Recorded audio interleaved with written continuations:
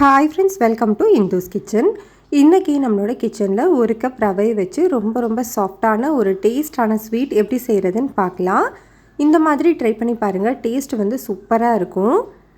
இதை செய்கிறதுக்காக ஃபர்ஸ்ட் ஒரு கடாயில் 1 டேபிள் ஸ்பூன் நெய் சேர்த்துக்கலாம். நெய் நல்லா சூடானதுக்கப்புறமா இதில் ஒரு 10 முந்திரி கூடவே ஒரு 10 கிஸ்மிஸ் சேர்த்துக்கோங்க.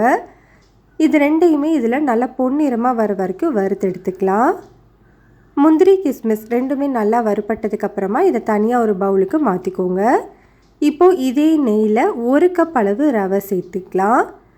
ஸ்டவ்வை லோ டு மீடியம் ஹீட்டில் வச்சுட்டு இந்த ரவையிலேருந்து நல்லா வாசனை வந்து நல்லா இந்த ரவை வந்து ஒரு வெள்ளை நிறமாக நல்லா பொரிஞ்சு வர வரைக்கும் வறுத்து எடுத்துக்கோங்க. ஒரே தீயில வச்சு வறுத்துக்கணும், அப்போ தான் ஈவனாக வறுபட்டு வரும்.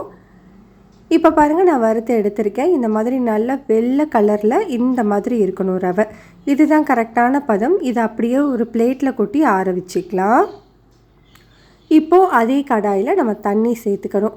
நீங்கள் எந்த கப்பில் 1 கப் ரவை சேர்த்திங்களோ அதே கப்பில் 2.5 கப் அளவு தண்ணி சேர்த்துக்கோங்க. நான் வந்து 2.5 கப் தண்ணியை மெஷர் பண்ணி எடுத்து வச்சுருக்கேன், அதை சேர்த்துக்கலாம். இப்போ இந்த தண்ணி நல்லா கொதித்து வரட்டும். தண்ணி நல்லா கொதித்ததுக்கப்புறமா நீங்கள் எந்த கப்பில் 1 கப் ரவை எடுத்தீங்களோ அதே கப்பில் 1 கப் அளவு பொடிச்ச வெல்லம் சேர்த்துட்டு நல்லா மிக்ஸ் பண்ணி விட்டுக்கோங்க. இப்போ இந்த வெள்ளை தண்ணி நல்லா கொதித்து வரட்டும்.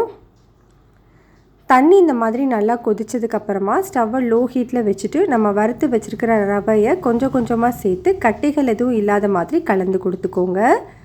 நம்ம ரவையை வந்து ஏற்கனவே நல்லா வறுத்து எடுத்துட்டோம், அதனால் சீக்கிரமாக அது வெந்து வந்துடும். இப்போ இதெல்லாம் நல்லா கலந்ததுக்கப்புறமா ஒன்று சேர்ந்து இந்த மாதிரி வந்திருக்கு பாருங்கள். இந்த டைமில் இதை ஒரு மூடி போட்டுட்டு ஸ்டவ்வை லோ ஹீட்டில் வச்சு 5 நிமிஷத்துக்கு வச்சுக்கலாம். 5 நிமிஷத்துக்கு அப்புறமா நம்ம ஓப்பன் பண்ணி பார்க்கலாம். பாருங்கள், ரவையில் உள்ள தண்ணி எல்லாமே நல்லா உறிஞ்சிட்டு நல்லா திக்காகி வந்திருக்கு பாருங்கள். இந்த டைமில் இது கூட ஒரு 2 டேபிள் ஸ்பூன் அளவு நெய் சேர்த்து நல்லா மிக்ஸ் பண்ணிக்கோங்க. நெய் சேர்த்து நீங்கள் கலந்ததுக்கு அப்புறமாவே உங்களுக்கு ஒரு அல்வா பதத்தில் கடாயில் ஒட்டாத மாதிரி வந்திருக்கு பாருங்கள். இந்த அளவுக்கு இந்த கேசரி வந்து நல்லா ஒன்று சேர்ந்து வந்ததுக்கு அப்புறமா இது கூட நம்ம வாசனை இல்லாத சமையல் எண்ணெய் 2 டேபிள் ஸ்பூன் அளவு சேர்த்துக்கணும். இது சேர்க்கும்போது தான் நம்மளுக்கு எவ்வளோ நேரம் ஆனாலும் கேசரி வந்து கெட்டி ஆகாமல் நல்ல லூஸான கன்சிஸ்டன்சிலே இருக்கும், நல்லா சாஃப்டாகவும் இருக்கும். நான் இன்றைக்கி சன்ஃப்ளவர் ஆயில் தான் யூஸ் பண்ணியிருக்கேன். நீங்கள் எந்த எண்ணெய் வேணாலும் வாசனை இல்லாத எண்ணெய் யூஸ் பண்ணிக்கலாம். நல்லா ஒன்று சேர்த்து மிக்ஸ் பண்ணதுக்கப்புறமா நம்ம வறுத்து வச்சுருந்த முந்திரி கிஸ்மிஸ் சேர்த்து நல்லா கலந்துட்டு ஸ்டவ் ஆஃப் பண்ணிக்கோங்க. உங்களுக்கு வாசனைக்கு வேணும்னா நீங்கள் 2 ஏலக்காயை தட்டிட்டு கூட சேர்த்துக்கலாம். நான் எதுவும் சேர்த்துக்கல. அவ்வளோதான், நம்மளுக்கு சூப்பரான டேஸ்ட்டில் வெள்ளை கேசரி ரெடி ஆகிடுச்சு. நம்ம நார்மலாக செய்கிற கேசரியை விட இது டேஸ்ட் வந்து சூப்பராக இருக்கும், ரொம்பவே ஹெல்த்தியும் கூட. கட்டாயம் ட்ரை பண்ணி பாருங்கள்.